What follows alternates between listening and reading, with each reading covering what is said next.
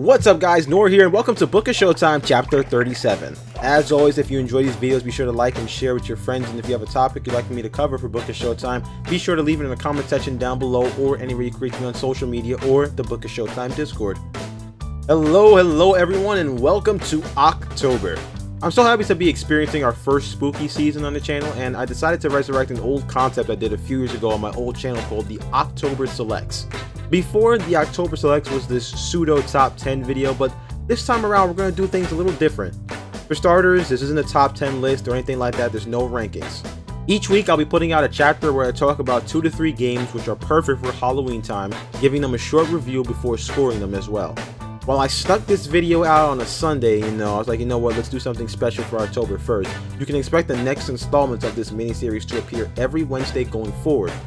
I hope you enjoy this little series, and also, guys, because it's Halloween time, if you can give me some Halloween themed suggestions, that would be awesome. Alright, let's start off the October Selects with Warhammer Vermintide 2. Have you ever played Left 4 Dead 2 and thought, man, this is a great game, why can't we get more of this? And then after years of everybody in the industry trying, no one has come close to replicating the experience of Left 4 Dead, and you wonder, man, we're never going to get another game like Left 4 Dead 2? Well, Vermintide 2 is the lone exception. Vermintide has the Left 4 Dead formula of 4 players against a massive horde of enemies with some special enemies mixed in here and there, but it expands on that with each of the 5 characters having multiple classes. For a formula that already has a lot of replayability, the class system adds even more. I found myself playing all of the classes once, even the Dwarf class. It sucks being short in an FPS game, but it was still a fun class to play. The fighting is primarily focused on close range magic and melee weapons, but most classes do have a backup range weapon just in case. Outside of the standard campaign, there's a couple of other modes to try, not to mention you can upgrade your class abilities and forge new weapons to use, so you'll only get stronger as you play the game, allowing you to tackle higher difficulties to keep the game fresh. Originally I was petty, and way back when I first played Vermintide 2 I gave it a 7.9 out of 10, but today I'm going to round it up to an 8. The reason it wasn't an 8 before, well, I didn't think any of the characters were attractive. It's cool to be a strong, powerful knight, but imagine if you were a handsome, sexy, strong, powerful knight. You see what I'm getting at? Next up, F.E.A.R 2. Now, if you ever wanted to experience what it's like to have your girlfriend come home from the club dehydrated looking to get pregnant, this is the game for you.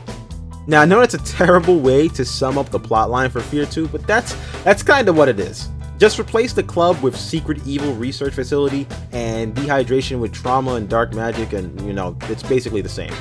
All jokes aside though, I played F.E.A.R 2 for the first time when it got ported to the newer Xboxes, and it's great.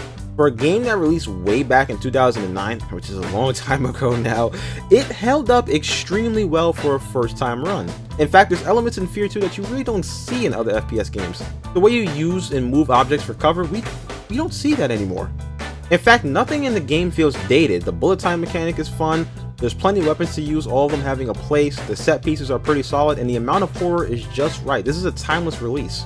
Also, let's take a minute to talk about the clog. Seriously, I know I designed Book of Showtime to be something you really don't have to be looking at the screen to watch, but tab back over, come check your phone, whatever, and observe the clog. Look at it. Look at this thing. This is the scariest thing in the entire game. Can you imagine how many calories this atrocity has? Sure, there's demons trying to rip your guts out, and Alma is out there killing everything between her ovaries and your semen, but imagine what the clog would do to you. Imagine what it would do to your cholesterol levels. Imagine what happens when the clog has to come out of you. The worst part is, I would absolutely try it. Egg, chili, meat, cheese, come on. It's probably really good, and me being the hungry boy I am, I'm probably going to get 2. I mean, look, it's only $3.99, why not?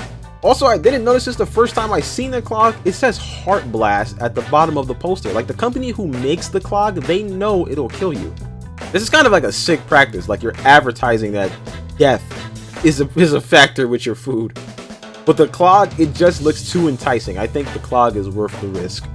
All the jokes aside though, I'm giving F.E.A.R 2 an 8.5 out of 10. It's a very, very good game, and if you have an Xbox One or Series X, it's actually on sale right now. So go check it out. Finally, let's end the video with Black Mesa.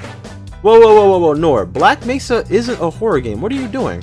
Hear me out, just listen, watch.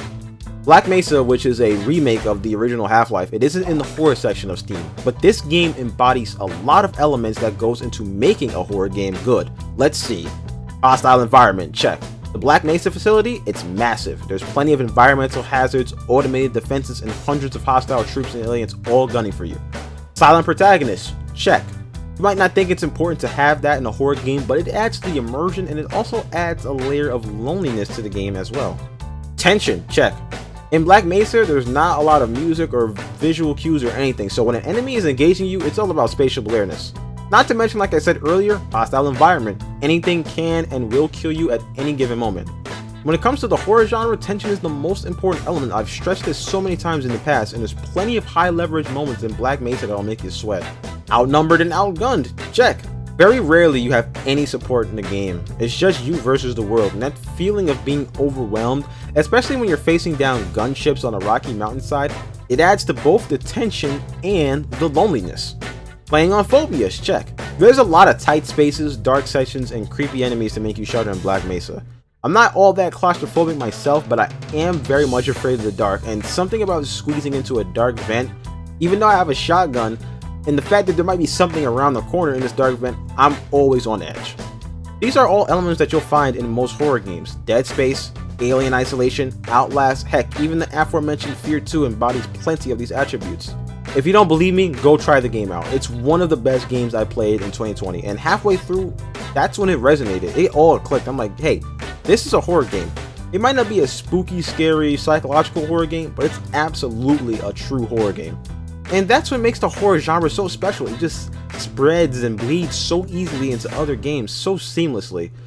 Black Mesa, it's a tremendous game, and while the ending section did stretch a little too long, this game is an all-timer.